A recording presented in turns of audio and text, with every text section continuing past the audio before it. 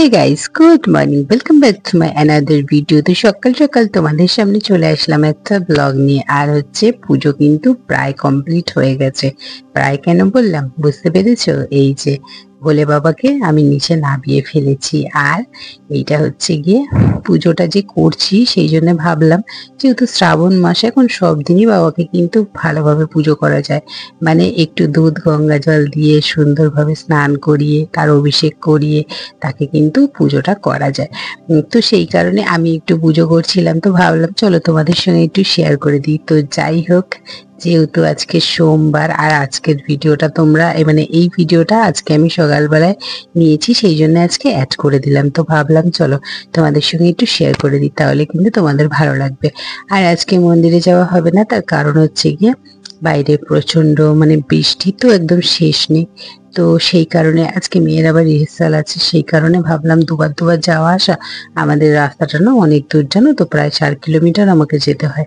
তো সেই কারণেই ভাবলাম ঘরেই যখন বাবা আমার রয়েছে, তাহলে তার পুজোটা ঘরেই করে নিই। তো ভেবেছিলাম গঙ্গায় যাব, আজকে 4টের সময় উঠেছিলাম জানো তো, কিন্তু কি হলো বলো তো, ওই যে বৃষ্টি, তো সেই জন্য আর যাওয়া হলো না। তো যাই হোক, যতক্ষণ না ঈশ্বর চাইছেন যে আমি তার দুয়ারে যাই, ততক্ষণ আমি কোন মানে অধম যে আমি তার কাছে পৌঁছাতে পারবো, তাই কি না?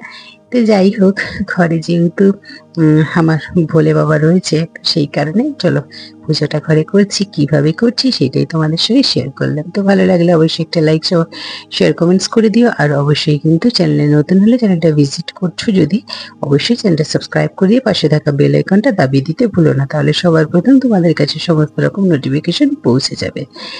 তো যা হোক, আপাতত বলে না, তিনি একটি বেল পাতাতে তুষ্ট। তো সত্যি তাই, একদম ঈশ্বর মানে বিশেষ করে আমাদের ভোলে বাবা, নামটাকে ভোলে বাবা কেন বলা হয়েছে, সে এতটাই ভোলা যে মানে এত তাড়াতাড়ি বরদান দিতে ভালোবাসেন যে কি বলবো। তো এই শ্রাবণ মাসে যারা যারা পুজো করো তাদের সকলকে অনেক অনেক শুভকামনা আমার তরফ থেকে। আর হ্যাঁ, তিনি একটি বেলপাতাতেই দুষ্ট, তাকে কিন্তু অজস্র মানে কিছু দিতে হয় না, সত্যি কথা বলতে এইটুখানি আমি জানি, তার কাছে কিছু চাইলেই কিন্তু পাওয়া যায়। তো ভালো মন নিয়ে যদি চাওয়া যায় অবশ্যই কিন্তু পাওয়া যায়। আর সকলের জন্য প্রার্থনা করছি সকলে খুব ভালো থাকো তোমরা, এবং নিজেদের পরিবার সকলকে নিয়ে, পরিজনকে নিয়ে ভালো থাকো, সুস্থ থাকো, এইটাই তোমাদের কাছে মানে ভগবানের কাছে আমি চাই। তো আমার সাধ্য মতন আমি কিন্তু পুজো করার চেষ্টা করি। আর হচ্ছে গিয়ে সেইটাই আজকে তোমাদের সামনে তুলে ধরলাম। কেমন লাগলো অবশ্যই কিন্তু জানাতে আমাকে একদম ভুলো না। আর সমস্ত পুজো মানে সব ঠাকুরকেই দেওয়া হয়ে গেছে, এখন শুধু একটুখানি আরতি করলেই আমার পুজোটা দেওয়া শেষ হয়ে যাবে। তারপরে যদি বৃষ্টি থামে তাহলে আজকে আমাকে একটু বেরোতে হবে, আমার চোখ নিয়ে একটু প্রবলেম হচ্ছে, মানে চোখ থেকে না অনেকটাই জল বেরাচ্ছে জানো তো, খুব সমস্যা হচ্ছে। পাওয়ারটা কি হলো আমি কিছু বুঝতে পারছি না। তো যাই হোক, পুজোটা করে তাড়াতাড়ি করে চলে যেতে হবে আমাকে রান্নাঘরে, রান্না করব, তারপরে আমি কিন্তু বেরাতে পারবো। তো দেখতে পারলে ধূপ দীপ আর কর্পূর দিয়ে আমি কিন্তু আরতিটা করে ফেলছি। আর ছোবাটা নেই, তো বললাম না আমার বাড়ি থেকে দোকান বাজারের দূরত্ব প্রায় 4 কিলোমিটার, প্রতিদিন গাড়ি করেই কিন্তু আমাকে বেরাতে হয়। আর যদি এখন অটো করে বেরাতে হয় তাহলে বুঝতে পারছো তো, মানে প্রতিদিন আমার অনেক খরচ। সেই কারণে এখন কিন্তু মেয়েরও ক্লাসও অনলাইনে করে ফেলেছি।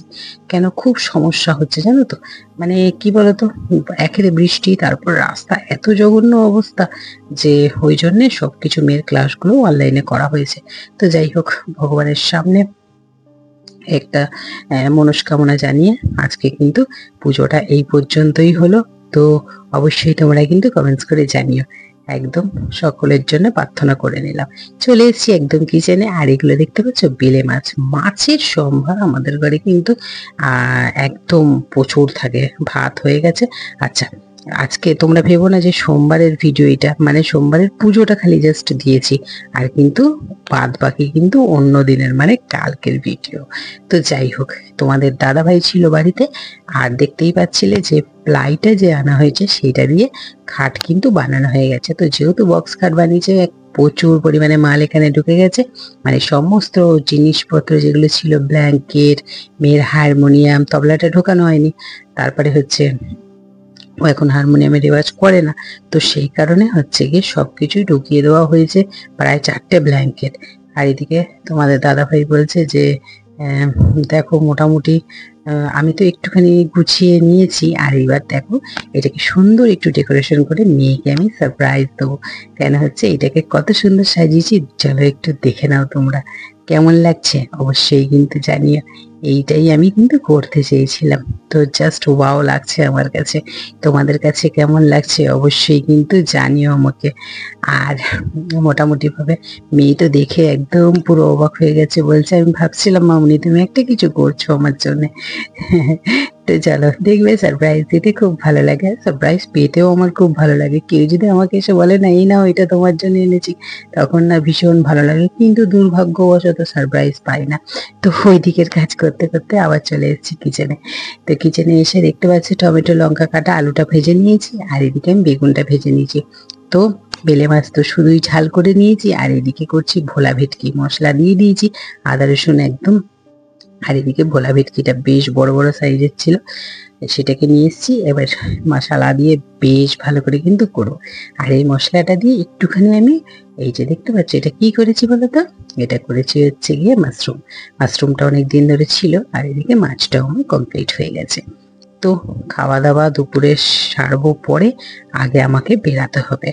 তো কোথায় বেরাবো, তোমাদের দাদা ভাইয়ের সঙ্গে গিয়েছিলাম, তোমার দাদা ভাই একটু কাজ ছিল বলে চলে গেল, আমি চলে গিয়েছিলাম চোখের ডাক্তারখানায়। তো দেখতে পাচ্ছ রাস্তা একদম ভেজা। তো চোখের ডাক্তারখানায় আমি কিন্তু চলে গিয়েছিলাম, চোখটা দেখিয়েছি, পাওয়ার সব দিয়ে দিয়েছে। আর এদিকে হচ্ছে গিয়ে এই হচ্ছে ডাক্তারখানা, বসে আছি। তো সবকিছু কমপ্লিট করে বাড়ি চলে এসেছি, আর খাটে ওঠার জন্য একটু কিরকম করছে একটু দেখো। তো মেয়ে রাত্রির বেলায় খাবার দাবার সবই ছিল, ও শুধু ওর জন্য একটা অমলেট বানিয়ে নিয়েছে। তো ভিডিওটা কেমন লাগলো অবশ্যই কিন্তু জানিও। আজকের মতন বিদায় নিচ্ছি, দেখা হবে তোমাদের সঙ্গে একটা নেক্সট ব্লগে। সবাই খুব ভালো থাকো, নিজের পরিবারকে